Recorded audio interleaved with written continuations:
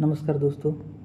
UP TET के CTP के syllabus को देखा जाए तो इनमें से कुछ टॉपिक्स को आज हम कवर करेंगे और धीरे धीरे करके बाकी जो भी टॉपिक्स जो यूपी टेट एग्ज़ाम में रिलेवेंट हैं, जैसे कि हमने पीवाईक्यू जब देखा तो पीवाईक्यू में हमने ये देखा कि कौन कौन से टॉपिक्स जो हैं यूपी टेट में फ्रिक्वेंटली पूछे जा रहे हैं। ठीक है, कौन कौन से टॉपिक्स को कवर किया जा रहा है, क्योंकि सारा का सारा सीडीपी जो पूरा सिलेबस है वो सारा भी पढ़ना अच्छी बात है, लेकिन खास करके जिन टॉपिक से यूपी टेट क्वेश्चंस बनाता है उनको तो कम से कम पढ़ना ही चाहिए। ठीक है, तो पहले उन टॉपिक्स को देखेंगे, उसके बाद से फिर धीरे धीरे करके सारे टॉपिक्स को देखेंगे। ठीक है, तो अभी हम स्टार्ट करते हैं।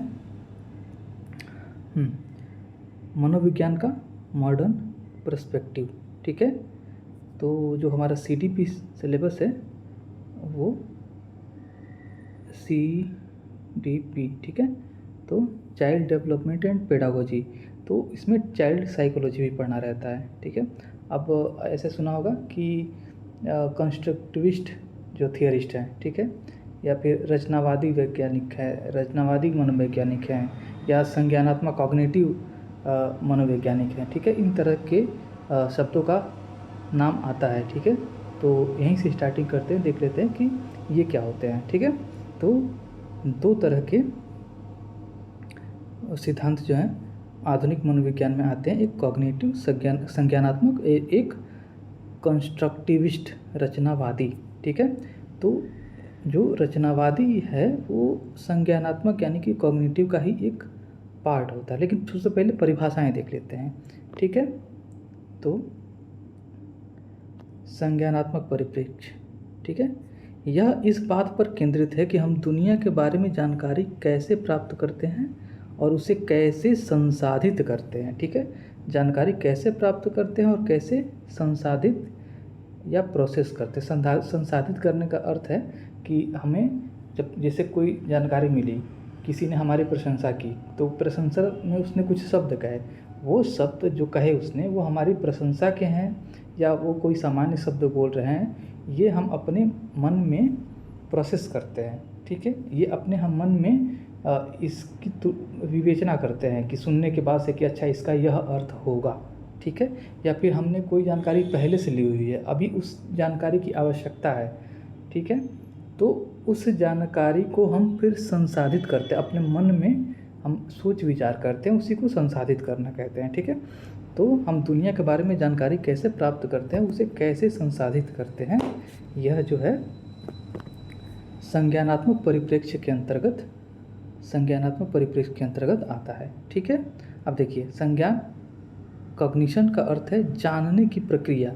ठीक है, इसमें चिंतन, समझ, प्रत्यक्षण, स्मृति और समस्या समाधान, ठीक है, चिंतन, समझ, प्रत्यक्षण, स्मृति और समस्या समाधान जैसी मानसिक प्रक्रियाएं शामिल हैं। सीधे सीधे प्रश्न ऐसे बन सकता है कि जैसे इनमें से 2-3 दे दिया और एक कोई अलग दे दिया कि कॉग्निशन में यानी कि संज्ञान में इनमें से क्या शामिल नहीं होता है। ठीक है, तो मान लीजिए दे दिया चिंतन, समझ और प्रत्यक्षण, ये दे दिया, और चौथा कुछ अलग से दे दिया कि ठीक है इनमें से कौन सा शामिल नहीं होता है कॉग्निशन में या फिर संज्ञान में, इनमें से कौन सा शामिल नहीं होता। इस तरह से प्रश्न बनाए जा सकते हैं। तो संज्ञान में क्या शामिल होता है? चिंतन शामिल होता है, समझ शामिल होता है, प्रत्यक्षण परसीविंग यानी कि कोई चीज़ देख करके डायरेक्ट कोई चीज़ को देखना परसीविंग प्रत्यक्षण कहा जाता है। ठीक है, जैसे हमारी ज्ञानेंद्रियाँ होती हैं, हमारी आँख, कान, नाक, त्वचा, जीवा होती है, तो इसके माध्यम से कोई जानकारी जब हम डायरेक्ट लेते हैं तो उसको बोलते हैं प्रत्यक्षण।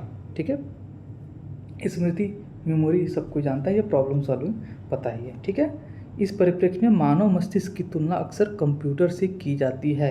यह जानकारी यहाँ जहाँ मन जानकारी को रिसीव करता है, प्रोसेस, स्टोर और रिट्राइव करता है। कंप्यूटर में भी यही प्रक्रिया होती है कि हम कोई डाटा जब कंप्यूटर में भेजते हैं तो कंप्यूटर उसे रिसीव करता है। ठीक है, उस डाटा को कंप्यूटर प्रोसेस करता है और उस डाटा को स्टोर करता है और फिर जब आवश्यकता पड़ने पे उस डाटा को पुनः प्रस्तुत करता है, रिट्राइव करता है कंप्यूटर। ठीक है, ऐसा ही हमारा मस्तिष्क भी करता है।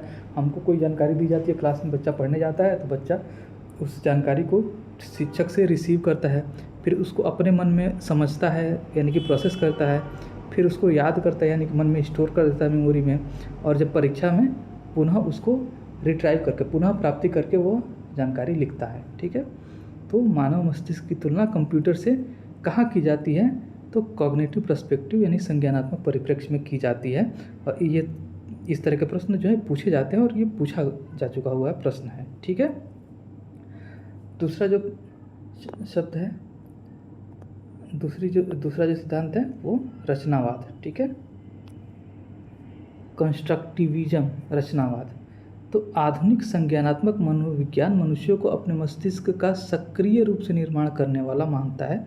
इस विचार को कंस्ट्रक्टिविज्म कहा जाता है। ठीक है, कंस्ट्रक्टिविज्म का मतलब कि मनुष्य अपने मस्तिष्क का सक्रिय रूप से निर्माण करने वाला होता है। ठीक है, एक बच्चा है वह अपने मस्तिष्क का मतलब उसका जो मस्तिष्क का जो ढांचा है या जो उसका भौतिक पार्ट है वो नहीं, वो तो व्यक्ति ले करके पैदा होता है, लेकिन जो मस्तिष्क में सोचने समझने और विचार करने की जो क्षमता होती है उसको व्यक्ति खुद ही निर्मित करता है। अपनी सोच समझ को, अपनी जानकारी को व्यक्ति खुद ही निर्मित करता है, अपने आप से नहीं आ जाता है। जैसे ऐसा नहीं है कि उम्र बढ़ने के साथ इंसान को समझ अपने आप हो जाएगा।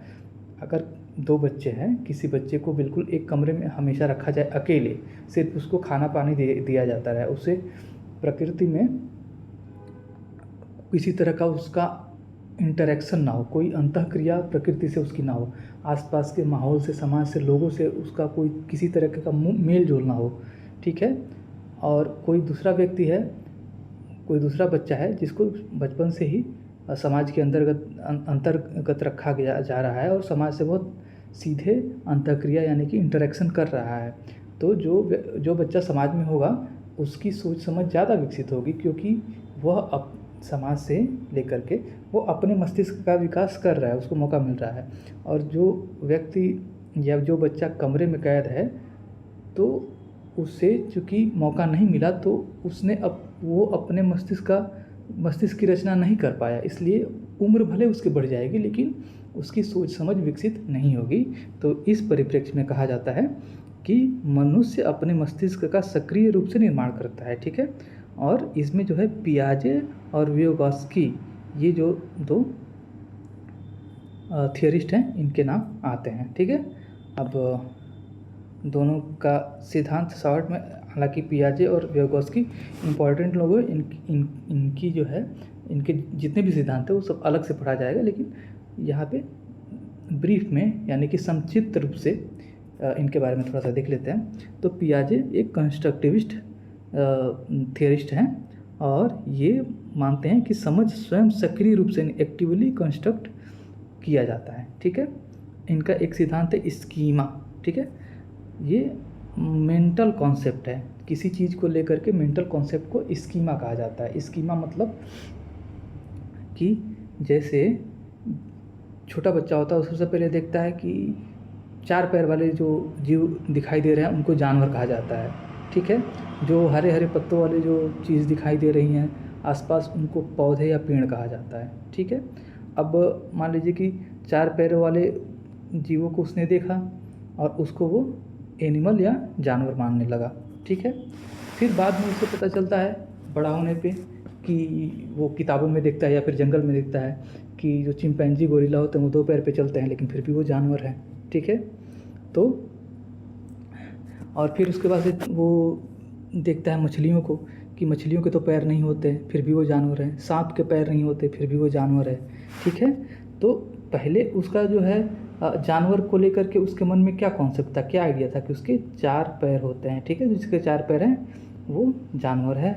ठीक है, लेकिन उसके बाद जब उसको नई जानकारी मिलती है तो वो अपनी जानकारी को दोबारा से, अपनी स्कीमा को दोबारा से बदल देता है।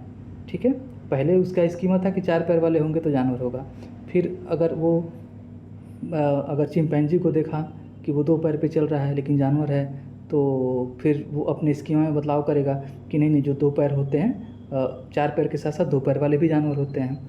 फिर मछली को देखेगा तो समझेगा जो तैरने वाले होते हैं ऐसे भी जानवर होते हैं, सांप को रेंगने वाले भी जानवर होते हैं। ठीक है, तो इसी से संबंधित दो कॉन्सेप्ट स्कीमा के अंतर्गत आते हैं, एसिमिलेशन और एकोमोडेशन। नई जानकारी को मौजूदा स्कीमा में फिट करना, ठीक है। जैसे कि 4 पैर के साथ साथ 2 पैर वाले भी जानवर होते हैं, तो इसको हम बोलेंगे आत्मसातीकरण, कि नई जानकारी को 2 पैर वाले भी जानवर होते हैं वो स्कीमा में अपने फिट कर लिया। और नई जानकारी के जवाब में मौजूदा स्कीमा को ही बदल देना या नया स्कीमा बनाना, इसको बोलते हैं एकोमोडेशन। जैसे कि जानवर सिर्फ बिना पैर वाले भी जानवर होते हैं और रेंगने वाले भी जानवर होते हैं, तो ये बिल्कुल नया स्कीमा बना दिया बच्चे ने, ठीक है। तो इसको बोलेंगे समायोजन या एकोमोडेशन, ठीक है। तो बच्चा स्कीमा बनाता है और जब उसके पास नई जानकारियाँ मिलती हैं तो या तो वो नई जानकारी को पुराने स्कीमा में एडजस्ट कर लेता है, तो उसको एसिमिलेशन या आत्मसातीकरण बोलते हैं। और या तो अपनी स्कीमा को ही बदल देता है कि कोई ज़रूरी नहीं है कि जानवर के पैर हों ही, बिना पैर के भी जानवर हो सकता है, ठीक है। तो ये जानकारी ही उसकी बदल दी, उसने अपना स्कीमा ही बदल दिया, ठीक है। पैरों की संख्या को नहीं बदला, पूरा पैर के कॉन्सेप्ट को ही बदल दिया, ठीक है। तो इसको बोलेंगे समायोजन, एकोमोडेशन, ठीक है। स्टेजेज ऑफ डेवलपमेंट ये भी पियाजे देते हैं और 4 स्टेज देते हैं, sensory motor, pre operational, concrete operation और फॉर्मल ऑपरेशनल, ठीक है। ये 4 स्टेजेस के नाम सीटेट में, यूपी टेट में कई बार पूछे गए हैं। और किस आयु से किस आयु तक कौन सा स्टेज रहता है, तो सेंसरी मोटर पहला स्टेज है, तो ये जन्म से 2 वर्ष तक रहता है। प्री ऑपरेशनल 2 से 7 वर्ष रहता है। कंक्रीट ऑपरेशनल 7 से 11 वर्ष। फॉर्मल ऑपरेशनल 11 से अधिक, ठीक है।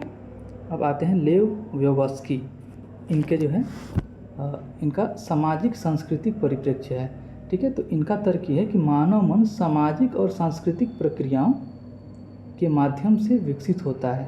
मानव का जो मस्तिष्क है वो सामाजिक और सांस्कृतिक प्रक्रियाओं से विकसित होता है, ठीक है। तो इनके अनुसार जो सोशल इंटरेक्शन है, समाज के साथ अंतःक्रिया, समाज से मेल जोल, तो उनके अनुसार संज्ञान का विकास वयस्कों और बच्चों के बीच संयुक्त अंतःक्रिया, ज्वाइंट इंटरेक्शन का परिणाम है, ठीक है। संज्ञान यानी कि सोचने समझने की क्षमता का जो विकास है बच्चों में, वह वयस्कों और बच्चों के बीच जो मेल जोल होता है, जो बातचीत होती है, जो अंतःक्रिया होती है, उसका परिणाम है, ठीक है। अब इनके कुछ सिद्धांत हैं, जैसे ZPD, zone of proximal development, समीपस्थ विकास का क्षेत्र, ठीक है। तो जैसे मान लीजिए कोई बच्चा है, वह स्वयं से सीखता है तो इतना सीख पाता है, ठीक है। जैसे बच्चा कोई क्रिकेट खेल रहा है तो इस स्तर का खिलाड़ी बन पा रहा है, मान लीजिए कि स्टेट लेवल का खिलाड़ी बन गया, ठीक है। अगर उसको किसी स्पोर्ट कॉलेज में एडमिशन दे दिया जाए और कोई कोच उसको क्रिकेट सिखा रहा है, तो हो सकता है कि वो नेशनल लेवल का खिलाड़ी बन जाए, ठीक है। तो क्षमता उसकी नेशनल लेवल तक पहुंचने की है अगर उसको कोचिंग या गाइडेंस दिया जाए तो, लेकिन बिना कोचिंग या बिना गाइडेंस के वो स्टेट लेवल तक ही खेल पा रहा है।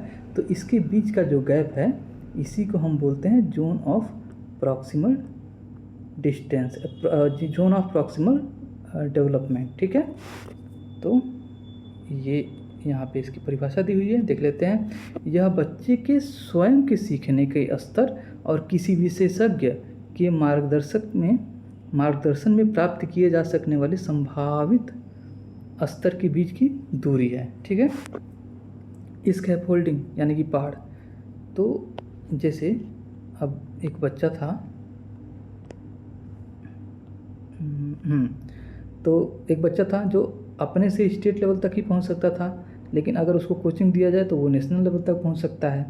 तो इसके बीच की कोई टीचर है, किसी टीचर ने जैसे किसी बच्चे का लेवल यह स्तर है उसका, और कोई टीचर उसको पढ़ा करके या सिखा करके इस स्तर तक ले करके आता है, ठीक है। तो जितना उसका लेवल को अप किया, जितना उसके लेवल को बढ़ाया, यह डिस्टेंस जो है, ये जो है स्कैफोल्डिंग या पहाड़ कही जाती है, ठीक है। तो यह वह समर्थन या सहायता है जो एक वयस्क या अधिक जानकार व्यक्ति बच्चे को उसके जोन ऑफ प्रॉक्सिमल डेवलपमेंट में सीखने के दौरान प्रदान करता है, ठीक है। पाड़ यानी कि स्कैफोल्डिंग वह समर्थन या सहायता है जो एक वयस्क या अधिक जानकार व्यक्ति बच्चे को उसके जोन ऑफ प्रॉक्सिमल डेवलपमेंट में सीखने के दौरान प्रदान करता है। ठीक है। अब पियाजे और इसमें क्या कहते हैं कि विगोस्की में क्या फ़र्क है। ठीक है। पियाजे बच्चों को इंडिपेंडेंट एक्सप्लोरर स्वतंत्र खोजकर्ता के रूप में देखते हैं, जबकि विगोस्की जो है उन्हें सामाजिक प्राणी के रूप में देखते हैं। ठीक है। ये दोनों के बीच में अंतर है। और जहाँ पियाजे विकास को डिसकॉन्टिन्यूस अवस्थाओं में मानते हैं, वहीं विगोस्की इसे सामाजिक संदर्भ में निरंतर प्रक्रिया के रूप में देखते हैं। ठीक है। तो पियाजे क्या कहते हैं कि ये जो स्टेजेज होते हैं, इन स्टेजेज में बच्चों का डेवलपमेंट अलग अलग तरीके से होता है। और विगोस्की के अनुसार कि पैदा होने से लेकर के और बड़े होने तक जो है कॉन्टिन्यूस, बड़े होने तक यानी कि जब तक व्यक्ति जीवित रहता है तब तक बच्चों का संज्ञानात्मक विकास होता ही रहता है। ठीक है। आगे अब आते हैं अब वृद्धि और विकास। ठीक है। ये कॉन्सेप्ट आते हैं वृद्धि और विकास से। क्वेश्चन जो है हमने देखा है PYQ में कि यूपी टेट में कई बार पूछा जा चुका है। ठीक है। वृद्धि क्या होता है और विकास क्या होता है। तो वृद्धि क्या है? मात्रात्मक परिवर्तन, ये वृद्धि है। ठीक है। वृद्धि का तात्पर्य शरीर के अंगों के आकार, ऊंचाई और भार में होने वाले परिवर्तन से है। यह मुख्य रूप से सेलुलर मल्टीप्लिकेशन, ठीक है, कोशिकीय गुणन का परिणाम है। ठीक है। यह विशुद्ध रूप से मात्रात्मक होती है, जिसका अर्थ है कि इसे अंकों में सटीक रूप से मापा जा सकता है। ठीक है। देखिए, वृद्धि केवल शारीरिक आयामों तक सीमित होती है। वृद्धि जीवन पर्यंत नहीं चलती, यह एक निश्चित आयु तक रुक जाती है। ठीक है। तो वृद्धि का अर्थ क्या है कि वृद्धि जैसे शरीर बढ़ता है, पैदा होने पे बच्चा छोटा रहता है, उसके बाद से धीरे धीरे उसके शरीर की वृद्धि होती रहती है, उसके शरीर में बढ़ोतरी जो होती रहती है उसको वृद्धि कहते हैं। कि जो खाने पीने से जो शरीर बढ़ता है तो शरीर में जो वृद्धि होती है उसको वृद्धि कहा जाता है। ठीक है। इसमें क्या बढ़ता है? साइज बढ़ता है, हाइट बढ़ता है, वेट बढ़ता है। ठीक है। और ये कीवर्ड याद रखिएगा, सेलुलर मल्टीप्लिकेशन, कोशिकीय गुणन का परिणाम है। क्योंकि कई बार यूपी टेट में ऐसा पूछा गया है कि वृद्धि जो है किससे संबंधित है, तो सेलुलर मल्टीप्लिकेशन या कोशिकीय गुणन से संबंधित है। ठीक है। मतलब कि जैसे एक बच्चा है जिसका वज़न 5 किलो है, तो उसके अंदर मान लीजिए कुछ इतनी कोशिकाएं होंगी। ठीक है। X कोशिकाएं हैं। अब वो बच्चा कुछ सालों बाद से 15 किलो का हो जाता है, तो उसमें क्या है कि ये जो X कोशिकाएं हैं ये तो कई गुना बढ़ जाएंगी ना, हज़ारों गुना ये कोशिकाएं बढ़ जाएंगी। ठीक है।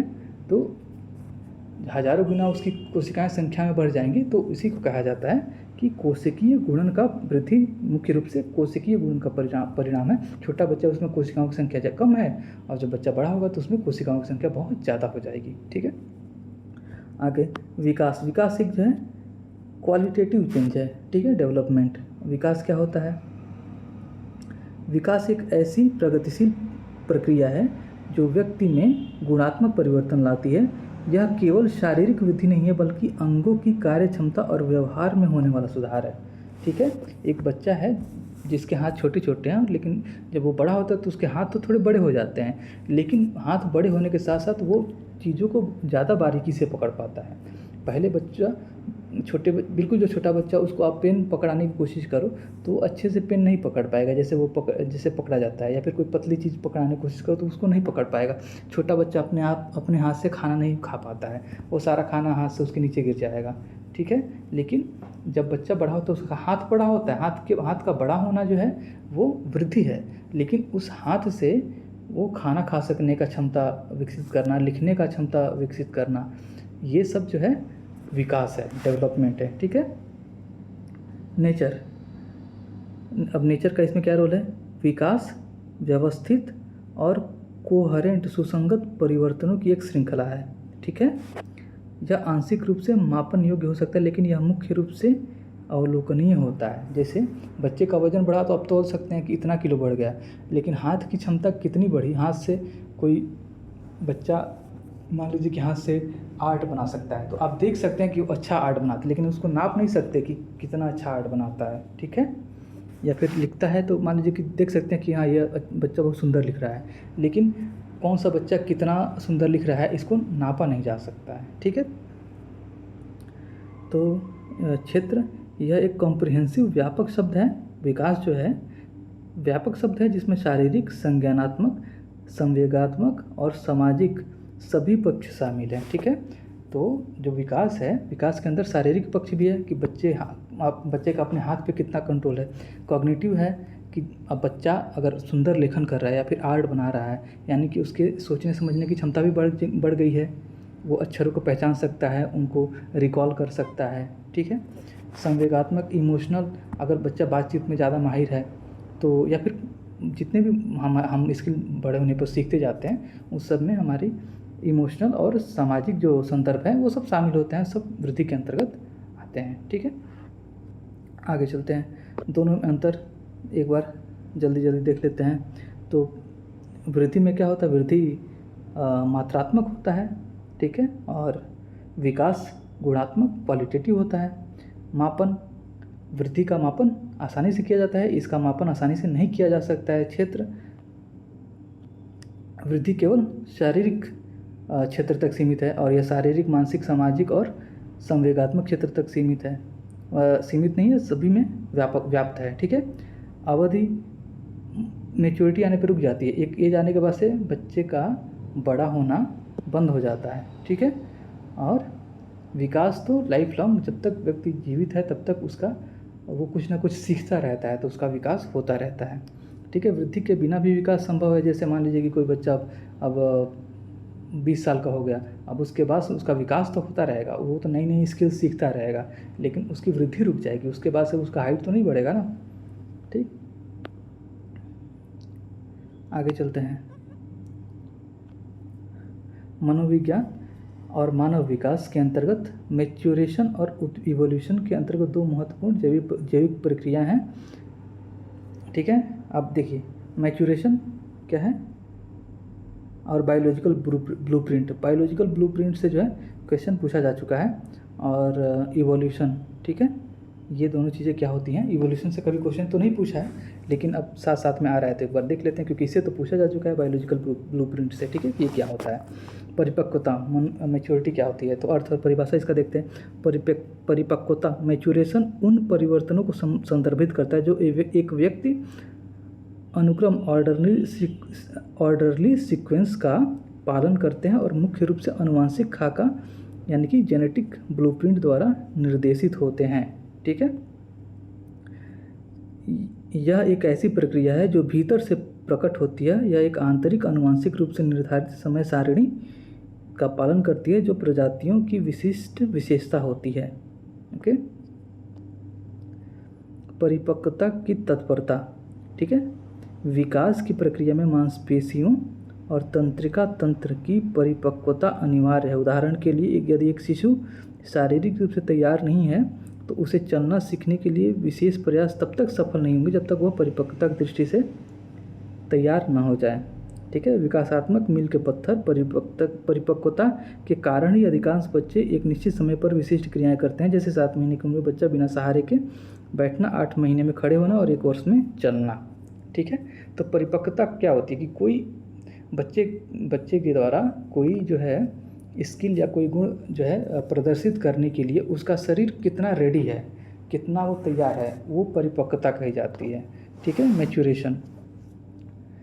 कोई भी बच्चा पैदा हो रहा है, अगर किसी भी जीवधारी का, अगर इंसान का बच्चा है तो उसका एक निश्चित ब्लूप्रिंट होता है, पहले से ये तय होता है कि हाँ इतने महीने में बच्चे का शरीर इतना विकास करेगा, इतने महीने में इतना विकास करेगा। जैसे किसी इंसान का बच्चा है, उसको खड़ा होने और चलने में 1 साल तक लग सकता है। ठीक है, या ज़्यादा भी लग सकता है। लेकिन वही कोई घर में पशु होता है, उनके बच्चे होते हैं, कुत्तों के बच्चे होते हैं, तो उनको चलने में उतना समय नहीं लगता है। ठीक है, 1-2 दिन में या फिर कुछ दिनों में ही वो चलना प्रारंभ कर देते हैं। ठीक है, तो कोई भी स्किल जो है कोई जीवधारी कब तक अर्जित कर लेगा, यह इस बात पर निर्भर करता है कि पहले से उस जीवधारी का ब्लूप्रिंट क्या तय है कि वो किस अवस्था में या फिर कितने समय में कितना जो है उसका शरीर डेवलप हो जाएगा। और जो ये निर्धारित मापन है कि इस समय तक इतना शरीर जो है डेवलप हो जाएगा, यही उस परिपक्वता कही जाती है, ठीक है। और ये जो पहले से डिसाइडेड जो भी एक चीज़ है जो इंसान के डीएनए में के अनुसार या फिर जेनेटिक्स के अनुसार डिसाइडेड होता है, उसको बायोलॉजिकल ब्लूप्रिंट कहते हैं, ठीक है।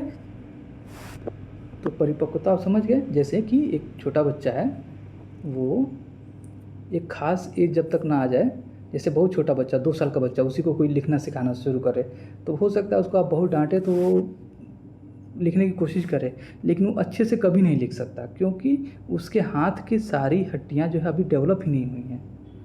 बच्चे के हाथ की हड्डियाँ ही आगे जा कर के डेवलप होंगी कुछ साल बाद जा कर के। तो उसको 2 साल में ही आप लिखना सिखाने की कोशिश करेंगे तो वो पेन भी अच्छे से नहीं पकड़ पाएगा, ठीक है। और वही उसको एक उम्र आ जाने के बाद से अगर उसको हम पेन देंगे लिखने के लिए, तो वो अच्छे से पकड़ भी लेगा और अच्छे से लिखना भी सीख जाएगा, ठीक है। आगे इवोल्यूशन, ठीक है। उद्विकास का तात्पर्य प्रजाति विशिष्ट परिवर्तनों से है। यह प्रक्रिया परिपक्वता की तुलना में अत्यंत धीमी गति से चलता है, ठीक है। जो इवोल्यूशन होता है, उद्विकास होता है, वो कई पीढ़ियों में जा कर के होता है, ठीक है। जैसे कि अफ्रीका के लोग होते हैं, वो गर्मी ज़्यादा सह सकते हैं, उनका शरीर कितना डार्क कलर का होता है, ठीक है। जो अंग्रेज लोग होते हैं या फिर जो ध्रुवों पे रहने वाले लोग हैं, वो ज़्यादा ठंडी सहन कर सकते हैं, क्योंकि उनके शरीर का इवोल्यूशन उस आधार पर हो गया है, ठीक है। लेकिन इसमें कई पीढ़ियाँ लग जाती हैं। अब एक व्यक्ति को जो अफ्रीका का है उसको ले जा करके हम ध्रुवों पर रख दें, तो वो उतनी ठंडी शायद ना सह पाए, या फिर जो ध्रुवों पर रहने वाले लोग हैं उनको ले जा करके यूपी की, दिल्ली की जो गर्मी है उसमें रख दिया जाए, हमारे यहाँ जो अभी गर्मी पड़ रही है उस गर्मी में रख दिया जाए, तो वो सर्वाइव नहीं कर पाएगा, है ना। ऐसा नहीं कि मर जाएगा, लेकिन वो नहीं एडजस्ट कर पाएगा इतनी गर्मी में, है ना। तो ये जो है इवोल्यूशन काफ़ी कई पीढ़ियों में होता है, बहुत धीमी होने वाली प्रक्रिया है, ठीक है।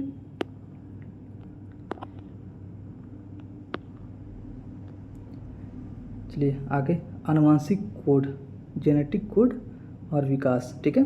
तो जैविक ब्लूप्रिंट क्या होता है?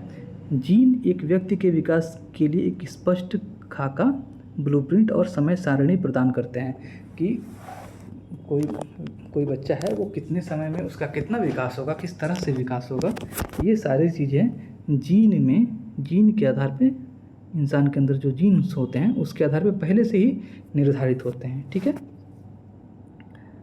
मानव आनुवंशिक कोड, ह्यूमन जेनेटिक कोड के कारण ही एक निषेचित मानव अंडा केवल एक मानव के बच्चे के रूप में विकसित हो सकता है, किसी अन्य प्रजाति के रूप में नहीं। क्योंकि जब गर्भ में बच्चा रहता है तो उसके अंदर जीन्स में पहले से डिसाइड होता है कि उसकी कोशिकाएं ऐसे ऐसे प्रारूप लेंगी, तो वो एक निश्चित आकार में ही 2 हाथ और 2 पैर वाले जीवधारी के रूप में ही वो विकसित होता है, ठीक है। क्योंकि उसके जीन में पहले से ये सारी इन्फॉर्मेशन जो है लिखी होती हैं। आगे चलते हैं, परिपक्वता और अधिगम का संबंध। वृद्धि परिपक्वता और अधिगम दोनों पर निर्भर करती है, ठीक है। वृद्धि जो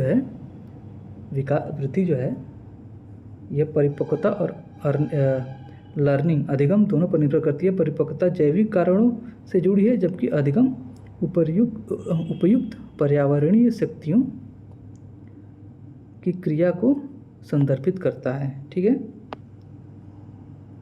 देखिए, मैच्योरेशन व्यक्ति के भीतर छिपी आनुवंशिक क्षमता के क्रमिक प्रकटीकरण को कहते हैं, जबकि इवोल्यूशन पूरी प्रजाति के स्तर पर होने वाला दीर्घकालिक परिवर्तन है। आगे, प्रिंसिपल ऑफ कॉन्टिन्यूटी डेवलपमेंट। विकास एक कभी न समाप्त होने वाली निरंतर प्रक्रिया है जो गर्भधारण से शुरू होकर के मृत्यु तक चलती है। विकास, ये ऐसे स्टेटमेंट बहुत बार आ चुके हैं यूपी टेट और अन्य परीक्षाओं में भी, कि विकास जो है जीवन पर्यंत चलने वाली प्रक्रिया है, ठीक है। और वृद्धि क्या है कि वृद्धि एक निश्चित आयु में जाकर के रुक जाती है, ठीक है। तो इसी को जो है सतत विकास का सिद्धांत कहते हैं, कि विकास जो है जब तक व्यक्ति जीवित है तब तक चलता ही रहता है। यद्यपि विकास की गति और मात्रा विभिन्न अवस्थाओं में बदल सकती है, लेकिन यह वुम्ब टू टम्ब गर्भ से कब्र तक एक क्रमिक प्रक्रिया में जारी रहता है। ठीक है। प्रिंसिपल ऑफ सिक्वेंशियलिटी, क्रमबद्धता का सिद्धांत। अब विकास जो है एक तो लगातार तो जीवन पर्यंत तो चलता ही जाता है, लेकिन एक क्रमबद्ध तरीके से ही होता है कि बच्चा पहले शब्द बोलना शुरू करेगा, उसके बाद से वाक्य बोलना शुरू करेगा। ऐसा नहीं है कि बच्चा पहले बड़ा बड़ा वाक्य बोलना शुरू करेगा और शब्द बोलना बाद में सीखेगा। ठीक है। तो हर विकास जो है एक क्रम में ही होता है, निश्चित क्रम में होता है। ठीक है। जैसे पहले हम जोड़ घटाने सीखते हैं, उसके बाद से गुणा भाग सीखते हैं। ऐसा नहीं पहले किसी बच्चे को पहले आप गुणा सिखा देंगे, उसके बाद से जोड़ सिखाएंगे, है ना। तो प्रत्येक व्यक्ति में विकास की दर अलग हो सकती है, किंतु विकास हमेशा एक निश्चित पैटर्न और सामान्य अनुक्रम का पालन करता है। इसके अंतर्गत दो प्रमुख दिशात्मक प्रवृत्तियाँ काम करती हैं। ठीक है। देखिए विकास कैसे काम करता है। मस्तकाधोमुखी प्रवृत्ति, विकास सिर से पैर की दिशा में होता है। यही कारण है कि शिशु चलने से पहले अपने सिर पर नियंत्रण प्राप्त करता है। ठीक है। और दूसरा है समीप दूराभिमुख प्रवृत्ति। ठीक है। विकास शरीर के केंद्र से परिधि या बाहर की अंगों की ओर बढ़ता है। उदाहरण के लिए बच्चा पहले अपनी पूरी बाहों पर नियंत्रण पाता है, उसके बाद ही अपनी उंगलियों का सूक्ष्म प्रयोग करना सीख पाता है। ठीक है। तो ये दो सिद्धांत हैं विकास के, दो क्रम हैं। ठीक है। इनसे प्रश्न पूछे जाते हैं। इसको देख लीजिए कि जैसे एक बच्चा है, उसका ये हाथ पैर, ठीक है, और ये सर हो गया। तो पहले जो है देखो मस्तकाधोमुखी जो है मस्तक से लेकर के और नीचे की तरफ विकास होता है। तो बच्चा पहले सबसे पहले अपने सर को बैलेंस करना सीखता है। ठीक है। और सबसे बचपन में देखिए अगर बच्चों का औसत निकाला जाए तो शरीर के अनुपात में उनका सर जो है ज़्यादा बड़ा होता है। ठीक है। तो पहले शरीर का विकास होता है, पहले मस्तिष्क का विकास होता है। ठीक है। मस्तिष्क का विकास जो है बहुत कम अवस्था में पूर्ण हो जाता है, और जबकि हाथ पैर का विकास बहुत लंबे अवस्था तक चलता रहता है ना। तो पहले मस्तिष्क से लेकर के और पैरों तक विकास होता है बच्चों का। तो पहले मस्तिष्क, पहले अपने जो है क्या कहते हैं कि मस्तक को यानी कि सर को बच्चा मैनेज करना सीखता है, कंट्रोल करना सीखता है। उसके बाद से हाथों को कंट्रोल करना सीखता है, उसके बाद से चलना सीखता है बच्चा। ठीक है। और दूसरा है समीप दूराभिमुख प्रवृत्ति। तो मान लीजिए कि ये बच्चे का सेंटर है। ठीक है। तो सबसे पहले जो बीच का पोर्शन है तो इन पे नियंत्रण बच्चे का होता है, और बाद में जो अंग जितना दूर है, बीच से जितना दूर जो अंग है, ठीक है, उस पर नियंत्रण बच्चे को बाद में मिलता है। जैसे कि ये हाथ यहाँ से घूमता है कंधे से। ठीक है। तो कंधे से हाथ घुमाना, बच्चा हाथ इधर उधर करना, दिशा दिखाना कि हाँ ये फला व्यक्ति इधर गया है, वो उधर बैठा है, तो ये बच्चा पहले सीख जाता है। लेकिन उंगलियां, उसकी जो उंगलियां हैं वो दूर हैं, तो उंगलियों पर नियंत्रण उसको ज़्यादा बाद में आएगा, क्योंकि उंगलियां इसके केंद्र से दूर हैं। ठीक है। तो ये जो केंद्र के समीप जो अंग होते हैं उनका विकास पहले होता है, और केंद्र से जो दूर अंग होते हैं उनका विकास बाद में होता है। ठीक है। तो ये दो प्रिंसिपल ऑफ सिक्वेंशियलिटी, क्रमबद्धता के सिद्धांत के अंतर्गत आते हैं। ठीक है। वैयक्तिक भिन्नता का सिद्धांत। अब इसके अनुसार प्रत्येक व्यक्ति अपनी विशिष्ट आनुवंशिकता और पर्यावरण की अंतःक्रिया का परिणाम होता है, जिसके कारण विकास की दर और गुणवत्ता में भिन्नता पाई जाती है। ठीक है। यद्यपि विकास का क्रम सभी मनुष्यों के लिए समान है, फिर भी व्यक्तिगत विभिन्नता के कारण कुछ बच्चे जल्दी सीखते हैं और कुछ देरी से। उदाहरण स्वरूप लड़कियां अक्सर लड़कों की तुलना में शारीरिक और मानसिक रूप से जल्दी परिपक्व हो जाती हैं। ठीक है। अगला है सामान्य से विशिष्ट की ओर सिद्धांत, principle of general to specificity. ठीक है।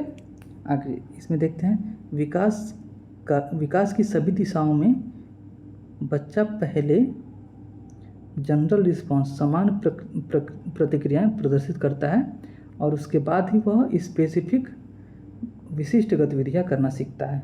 ठीक है। जैसे भाषा के विकास में बच्चा पहले हर वस्तु या व्यक्ति के लिए एक सामान्य ध्वनि निकालता है। ठीक है। जिसे बैबलिंग, बलबलाना कहते हैं। जैसे छोटा बच्चा होता है, उसके पास कोई शब्द नहीं होता है, वो बस कुछ कुछ कुछ कुछ बोलता रहता है, उसको बलबलाना या बैबलिंग कहते हैं, ठीक है। और बाद में वह माँ या पा जैसे विशिष्ट शब्दों का प्रयोग करना सीखता है, ठीक है। और उसके बाद से फिर शारीरिक विकास में भी बच्चा पहले किसी वस्तु को पकड़ने के लिए पूरे शरीर या बड़े अंगों का प्रयोग करता है, और बाद में फाइन मोटर स्किल्स या सूक्ष्म गत्यात्मक कौशल के माध्यम से केवल उंगलियों का प्रयोग करना सीख जाता है। जैसे बिल्कुल छोटा बच्चा हो तो उसको पकड़ना हो तो पूरे बाहों से वो पकड़ेगा, ठीक है। उसको कोई खिलौना देंगे तो ऐसा नहीं केवल उंगलियों से पकड़ेगा, वो पूरे बाहों से वो खिलौनों को पकड़ेगा, ठीक है। लेकिन जब वो बड़ा हो जाता है तो उंगली से पकड़ लेता है। तो ये सिद्धांत दिखाते हैं कि विकास एक व्यवस्थित, ऑर्डरली, प्रेडिक्टेबल, अनुमानित और इंटर रिलेटेड, परस्पर संबंधित प्रक्रिया है, ठीक है। तो ये तो छोड़ दीजिए, लेकिन ये जो है विकास इनमें से क्या है, ठीक है, ऑर्डरली या व्यवस्थित, प्रेडिक्टेबल और इंटर रिलेटेड, और एक मान लीजिए कि चौथा ऑप्शन कुछ और दे दे, ऐसे करके प्रश्न बनाया जा सकता है, ठीक है।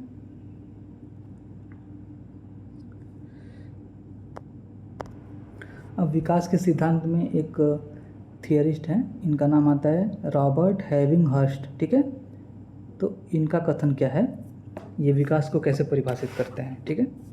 तो उनके अनुसार विकासात्मक कार्य वे कौशल, ज्ञान, कार्य या अभिवृत्तियां हैं जिन्हें एक व्यक्ति अपने जीवन के विभिन्न चरणों में सफलतापूर्वक समायोजन करने के लिए सीखना आवश्यक होता है, ठीक है।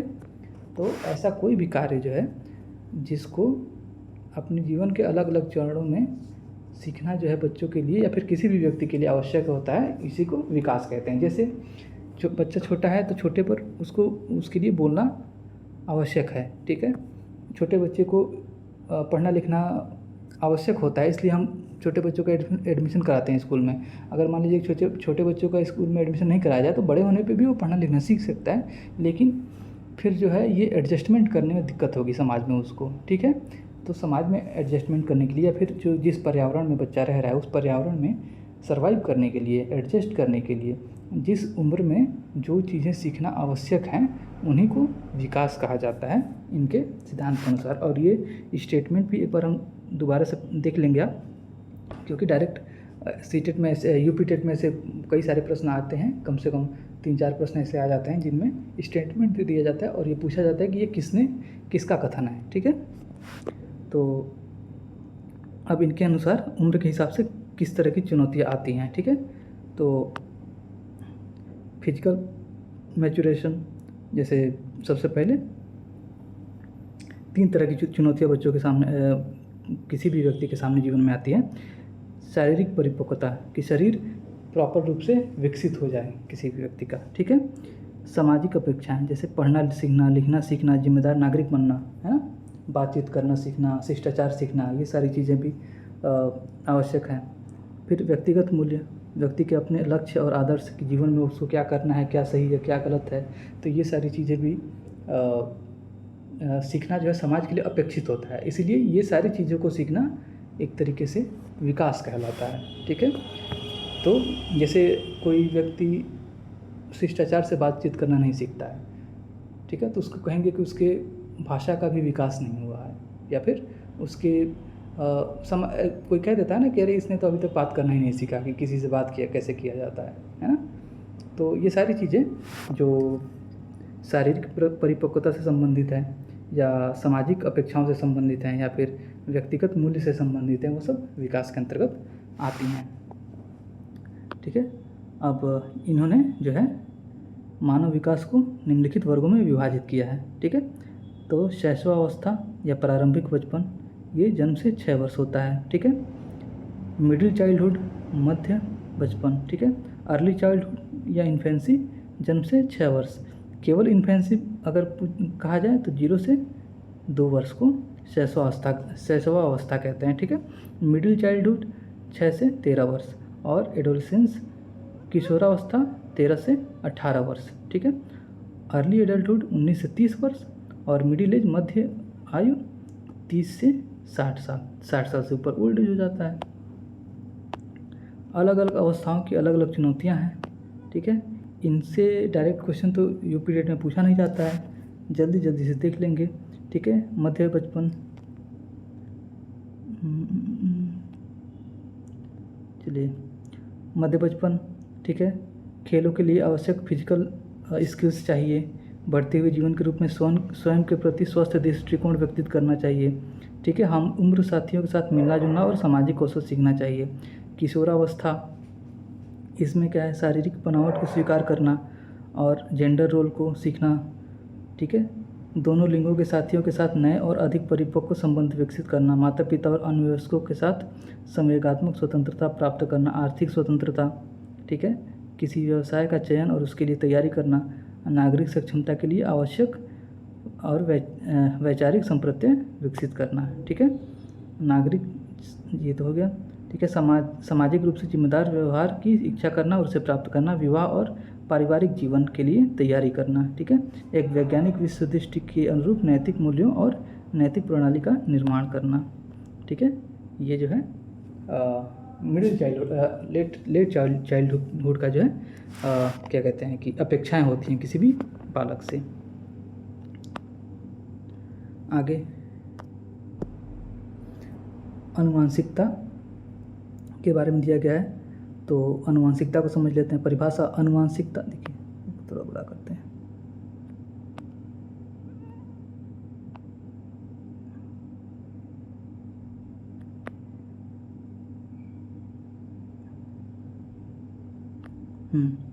अनुवांशिकता उन सभी गुणों का योग है जो एक निषेचित डिंब में संभावित रूप से मौजूद होती है और जो एक बालक को अपने माता पिता के माध्यम से पूर्वजों से प्राप्त होता है, ठीक है। तो अनुवांशिकता क्या होती है कि कोई भी बच्चा होगा तो उसके माता कौन है, उसके पिता कौन है, उनके आधार पर उनके जो शारीरिक या मानसिक जो लक्षण होते हैं वो जन्म से ही प्राप्त होते हैं। ऐसे लक्षणों का जो प्रभाव है वो अनुवांशिकता कहलाता है, ठीक है।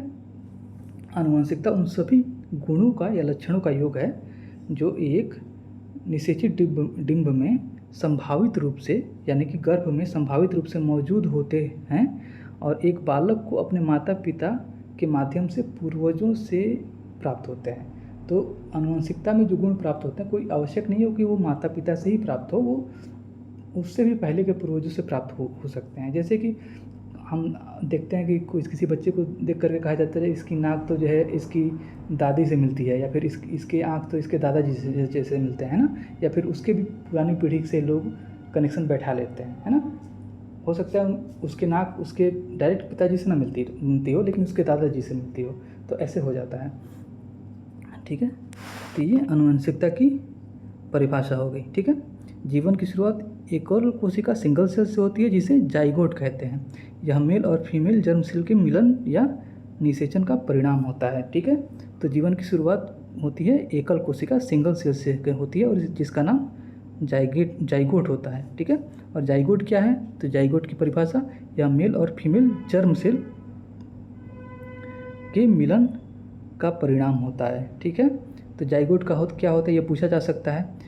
देखिए, क्रोमोसोम गुणसूत्र क्या होता है, ये प्रत्येक जाइगोट में जब एक सेल होता है, बच्चा एक कोशिका के रूप में होता है गर्भ में, तो उसमें 46 क्रोमोसोम होते हैं, जिसमें से 23 माता से और 23 पिता से प्राप्त होते हैं, ठीक है। और ये यूपी टेट में पूछा गया प्रश्न है कि मनुष्य में कितने जोड़े गुणसूत्र होते हैं, तो 23 जोड़े गुणसूत्र होते हैं। 23 जोड़े का मतलब 46 गुणसूत्र होते हैं, ठीक है। प्रत्येक गुणसूत्र में लगभग 40 से 100 जीन्स होते हैं। ये जीन ही विशिष्ट लक्षणों जैसे आंखों का रंग, कद, बुद्धि के विकास के लिए उत्तरदायी होते हैं और विकास के लिए एक बायोलॉजिकल ब्लूप्रिंट, जैविक खाता और टाइम टेबल प्रदान करते हैं, ठीक है। आगे चलते हैं। जीन प्रारूप बनाम लक्षण प्रारूप, जीनोटाइप वर्सेस फेनोटाइप, ये क्या होता है इसको देख लेते हैं। जीन प्रारूप, जीनोटाइप, यह किसी व्यक्ति की वास्तविक आनुवंशिक सामग्री, एक्चुअल जेनेटिक मटेरियल और उसकी आनुवंशिक विरासत है, ठीक है। यह वह आंतरिक संरचना है जो माता पिता से मिलती है लेकिन बाहरी रूप से दिखाई नहीं देती है। लक्षणा प्रारूप, फेनोटाइप क्या होता है, यह वह तरीका है जिससे व्यक्ति का जीनोटाइप अवलोकनीय और मापने योग्य विशेषताओं के रूप में व्यक्त होता है। इसमें शारीरिक लक्षण जैसे लंबाई, वजन, आँखों और त्वचा का रंग और मनोवैज्ञानिक विशेषताएं जैसे इंटेलिजेंस, बुद्धि, पर्सनालिटी, व्यक्तित्व शामिल है। ठीक है। अंतःक्रिया, हमारे ऑब्जर्वेबल कैरेक्टर्स फेनोटाइप दरअसल व्यक्ति के इनहेरिटेड ट्रेड्स, हेरिडिटी और इन्वायरमेंट के बीच होने वाले इंटरेक्शन का परिणाम है। ठीक है। अब देखिए ये जीनोटाइप फेनोटाइप क्या होता है कि जैसे कोई बच्चा भी गर्भ में है, ठीक है, तो उस बच्चे के अंदर अपने माता पिता के कई गुण जो हैं पहले से संभावित होते हैं, उसके अंदर होते हैं। ठीक है। जैसे कि ऐसे देखा होगा कि मान लीजिए कि ये कोई पर्सन है, ठीक है, इसके माता पिता से कुछ गुण मिले हैं, ठीक। फिर एक दूसरा पर्सन है, इसको अपने माता पिता से कुछ गुण मिले हैं, ठीक है, ये कोई महिला है, ये कोई पुरुष है। अब इन दोनों का बच्चा हुआ, ठीक है। अब इस बच्चे में कई बार देख कुछ गुण इनके तो डायरेक्ट हैं, कुछ गुण, अब कुछ इस बच्चे में हो सकता है कि कोई गुण जो है इनका दिखाई दे रहा हो, ठीक है। जैसे हम नाक का ही उदाहरण लेते हैं, हो सकता है कि इस बच्चे की नाक जो है अपने दादाजी से मिलती जुलती हो, लेकिन इस बच्चे की नाक अपने पिताजी से ना मिलती जुलती हो, लेकिन अपने दादाजी से मिलती जुलती हो। तो इसका मतलब क्या है कि इसके दादाजी की नाक कैसी थी, लंबी थी या चपटी थी, ये इन्फॉर्मेशन ये तो इनके पुत्र के जीन में तो उपस्थित थी, ठीक है, इनके जीन में उपस्थित थी। एक मिनट,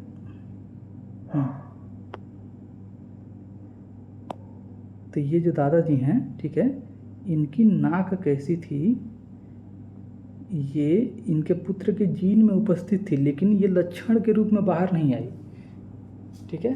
इनकी नाक किसी वजह से दिखाई दी दूसरे तरीके से। हो सकता है कि इनके भी जो पिताजी होंगे उनके नाक के जैसे इनकी नाक हो गई होगी, ठीक है, लेकिन इनके पिताजी की नाक कैसी थी, ये इन्फॉर्मेशन इनके अंदर इनके जीन में था, और जब ये जीन इन्होंने अपने बच्चे को ट्रांसफ़र किया तो वो इन्फॉर्मेशन इनके बच्चे के शरीर में प्रकट हो गया, और इनके दादाजी के जैसे इनके बच्चे की जो है नाक हो गई, इनके पिताजी की जैसे नाक इनके बच्चे की हो गई, ठीक है। तो किसी व्यक्ति के अंदर कोई ज़रूरी नहीं है कि जितने उसके पूर्वजों में या फिर उसके माता पिता में जो भी लक्षण उसको दिए गए हैं माता पिता के द्वारा वो सारे प्रदर्शित हों, लेकिन वो उसकी कोशिकाओं में, उसके डीएनए में या जीन्स में या गुणसूत्रों में उपस्थित होते हैं वो, तो उन्हीं को जीनोटाइप कहा जाता है, ठीक है, जीन प्रारूप। और लक्षण प्रारूप जो लक्षण दिखाई देते हैं, ठीक है। अब आनुवंशिकता के नियम और प्रभाव, ठीक है। तो आनुवंशिकता विकास की ऊपरी सीमा निर्धारित करती है, ठीक है। वातावरण इन सीमाओं से बाहर विकास नहीं कर सकता, ठीक है। तो जैसे उदाहरण के तौर पे कि कोई व्यक्ति है तो वो आनुवंशिक रूप से उसकी क्या कहते हैं, एक लिमिट है कि वो 6 फीट तक लंबा हो सकता है, ठीक है। तो उसको खान पान सही मिले तो वो 6 फीट तक लंबा हो सकता है, लेकिन खान पान अगर सही नहीं मिले तो वो 6 फीट भी नहीं होगा, वो हो सकता है 5 फीट ही लंबा हो, ठीक है। लेकिन ऐसा नहीं कि उसको बहुत ज़्यादा खिलाए पिलाएं तो वो 7 फीट का हो जाए, ठीक है, ऐसा नहीं है। इसीलिए कितना भी खाने पीने को मिलेगा बच्चों को, वो एक निश्चित लंबाई से ज़्यादा नहीं बड़े होते हैं, ऐसा नहीं कोई 10 फीट का हो जाएगा, ओके। तो जो आनुवंशिकता है वो विकास की ऊपरी सीमा का निर्धारण करती है, ठीक है। मनोवैज्ञानिक सेंट्रा स्कार के अनुसार माता पिता अपने बच्चों को जो वातावरण प्रदान करते हैं वह काफ़ी हद तक उनकी अपनी जेनेटिक प्रीडिस्पोजिशन, आनुवंशिक प्रवृत्ति पर निर्भर करता है। उदाहरण के लिए बुद्धिमान माता पिता अक्सर अपने बच्चों को पढ़ने के लिए पुस्तकें प्रदान करते हैं, जिससे उनके बच्चों में पढ़ने की रुचि विकसित होती है, ठीक है। नीचे पिकिंग, बच्चे अपनी आनुवंशिक क्षमता के अनुसार स्वयं के लिए विशेष वातावरण भी चुनते हैं, जैसे खिलाड़ी अपनी आनुवंशिक दक्षता के कारण खेल से संबंधित वातावरण की तलाश करता है और उसमें अधिक समय बिताता है, ओके। आगे नेचर वर्सेस नर्चर डिबेट है, तो इसमें भी काफ़ी हालांकि ये यहाँ से डायरेक्ट क्वेश्चंस पूछे नहीं गए हैं, लेकिन इसको हल्के हल्के से देख लेंगे, और लेकिन इसके आगे काफ़ी महत्वपूर्ण टॉपिक्स हैं जिनको हम अगले वीडियो में कवर करेंगे। अभी ये वीडियो लंबा हो रहा है तो इसको यहीं पे हम लोग रोक देते हैं, ठीक है। जल्दी से अगले वीडियो में हम लोग मिलते हैं और आगे का सिलेबस कवर करेंगे, ठीक है। Thank you.